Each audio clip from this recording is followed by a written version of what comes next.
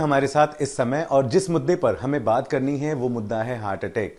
शीतकाल का इस समय सीजन चल रहा है और ज्यादातर युवाओं को दिल का जो कह सकते हैं बीमारी है बहुत ज्यादा बढ़ रही है। इस मुद्दे पे सर बहुत ज्यादा स्वागत आपका। शीतकाल चल रहा है सर, कितने केसेस इस बार ठंडी में अभी तक आपने देख चुके हैं, थोड़ा सा बताएं। शीतकाल में ऐसे है, एक तो वायरल जो डिसऑर्डर आता है शीतकाल में, और ज़्यादा ठंडी से दो चीज़ होता है। एक तो वायरल इन्फेक्शन से आपको एक ज़्यादा इन्फ्लेमेशन से लोगों को निमोनिया और हार्ट अटैक बढ़ जाती है, और सेकेंडली शीतकाल में लोग स्मोक भी ज़्यादा करते हैं। इस कारण से लोगों को दोनों एंड से दोनों जो फैक्टर्स है, एक तो शीत ज़्यादा होने से वायरल, और एक बड़ी चीज़ मैं बताना चाहता हूँ, एक हर्पिस सिंग्रेक्स बोल के एक बड़ा वायरल डिसऑर्डर है जो आमतौर पे एडल्ट्स को हर्पिस जो होने से, जोस्टर जो होने से बहुत 3-4 गुना हार्ट अटैक आने की बढ़ती है। इसके लिए मैं कहता हूँ 50 साल के कोई भी हो ऊपर, उनको हर्पिस जोस्टर का वैक्सीन लेना चाहिए। अपार्ट फ्रॉम इन्फ्लुएंजा और बाकी वैक्सीन के अलावा ये हर्पिस जोस्टर जो है बहुत मुद्दे में इसके हार्ट अटैक और ब्रेन स्ट्रोक बढ़ सकती है। अच्छा सर, अभी ठंडी शुरू हो चुका है, चूंकि अभी जनवरी भी आ ही जाएगा। अगर परसेंटेज की बात करें तो कितने ज्यादा परसेंटेज बीमारी पड़े हैं मरीजों में और उनकी उम्र क्या रही होगी? आमतौर पे जनरली ये जो 1.5 या 2 गुना बढ़ जा सकती है, और सेकेंडली ज़्यादा जो वरिष्ठ जो 60 से उम्र की लोग ज़्यादा है, उनको इम्यूनिटी कम होने से, डायबिटिक हो, जिसकी जो एंटी कैंसर थेरेपी चल रही हो, कीमोथेरेपी हो, पुराने कैंसर की हो, या कोई और बड़ा अनकंट्रोल डायबिटीज हो, रिमोटॉइड, ऐसे लोगों में इम्यूनिटी कम होने से शीत के कारण ज़्यादा इन्फेक्शन होता है, वो वायरल हो सकता है। उससे 1.5-2 गुना हार्ट की और ब्रेन स्ट्रोक गुना बढ़ सकती है। और जैसे मैं बोला, यंगस्टर्स में स्मोकिंग के कारण ज़्यादा प्रदूषण और स्मोकिंग दोनों मिलके हार्ट अटैक की ऑलमोस्ट ट्वाइस द नेचर बढ़ सकती है। किस तरीके से ख्याल रखना चाहिए सर, अगर युवाओं की भी बात हो या फिर बुजुर्गों की बात हो, किस तरीके से अपना ख्याल रखना चाहिए स्पेशली ठंडी में हार्ट अटैक से बचने के लिए? स्पेशली बुजुर्गों में मैं जैसे अभी बताया, 50 साल के ऊपर ये बहुत ही इंपॉर्टेंट है, हर्पिस जोस्टर के वैक्सीन लेना चाहिए।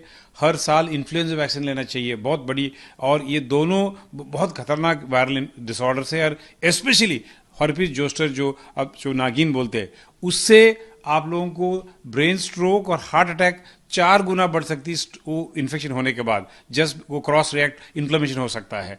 और युवाओं में तो ठंड से बच के रहना चाहिए, स्मोक बिल्कुल नहीं करना चाहिए, तंबाकू स्मोकिंग नहीं करना चाहिए, और जितना हो सकता है वो अंदर रह के काम करना चाहिए, क्योंकि वायरल डिसऑर्डर बहुत ज़्यादा बढ़ रही है। अच्छा, ये बताएं कि एक्सरसाइज, योगा ऐसी कौन सी चीज है जो करना अनिवार्य है, करना ही चाहिए? दोनों चीज़, एक तो योग जो होता है वो आइसोमेट्रिक एक्सरसाइज होता है, बाकी जो साइकिलिंग, जॉगिंग, स्विमिंग जो है तो आइसो एरोबिक होता है। दोनों इंपॉर्टेंट है। अभी शीत में आप बाहर नहीं जा सकते तो डेफिनेटली घर में आप एक ट्रेडमिल जो होता है उसमें कर सकते हैं 8-10-15 मिनट डेली, और थोड़ा सा वेट्स करना चाहिए वेट ट्रेनिंग के लिए। दोनों चीज़ इंपॉर्टेंट है, क्योंकि आप अभी बाहर जाना मुश्किल होता है, स्पेशली नॉर्थ इंडिया में और साउथ सेंट्रल इंडिया में ठंड बहुत पड़ सकती है। बॉम्बे में तो अभी बढ़ रहे हैं, बट फिर भी ये जो मुंबई में भी लोगों को शीत के कारण, प्रदूषण के कारण जो इन्फेक्शन होता है, इसके लिए इंडोर एक्टिविटी ज़्यादा करना चाहिए। जो ट्रेडमिल होता है, योग होता है, योगा होता है, स्ट्रेचिंग होता है, और आइसोमेट्रिक एक्सरसाइज जो है, जो वेट ट्रेनिंग करना चाहिए। मतलब ये कि भी चलना भी चाहिए, दौड़ना भी चाहिए और जिम भी जाना चाहिए, इस तरह से।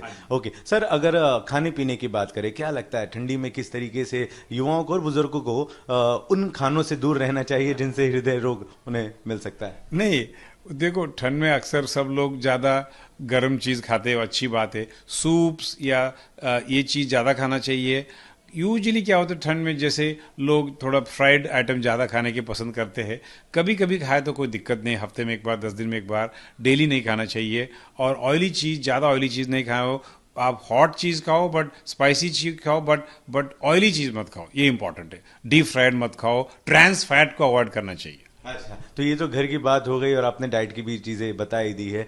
डॉक्टर कितना ज्यादा जरूरी है और कब कब उनके पास पहुंच जाना चाहिए, न केवल सिर्फ शीतकाल बल्कि दूसरे भी महीनों में? नहीं, ये बहुत ही इंपॉर्टेंट आपने पूछा। ये हर हर कोई आदमी को जब भी आपको डाउट आया दैट बिना कारण आपको एसिड हो रहा है, बिना कारण आपको लेफ्ट आर्म या लेफ्ट नेक या पेन हो रहे हैं, या बिना कारण आपको स्वेटिंग हो रहा है, ये तुरंत आप हॉस्पिटल में जाके एक मिनिमम एक ईसीजी और इको करना चाहिए। अगर दोनों ईसीजी या ब्लड एंजाइम्स, हम ट्रॉपाई बोलते हैं इसको, वो ट्रॉपाई नेगेटिव है तो आप हरगिज हार्ट से प्रोटेक्ट हो सकता है। ये जो इमरजेंसी है, तुरंत से जो है।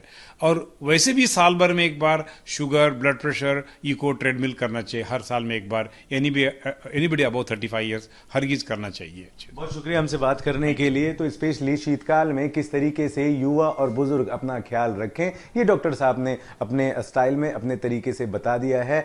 आपको योग करना बहुत ज़्यादा ज़रूरी है, चलना दौड़ना भी बहुत ज़्यादा ज़रूरी है, और हो सके तो जिम भी करें। तली हुई चीज़ें बहुत ज़्यादा कम खाएं और अपना ख्याल रखें, क्योंकि आप अपना ख्याल रखेंगे तो अपने आप आपके परिवार का ख्याल कोई ना कोई तो रख ही लेगा।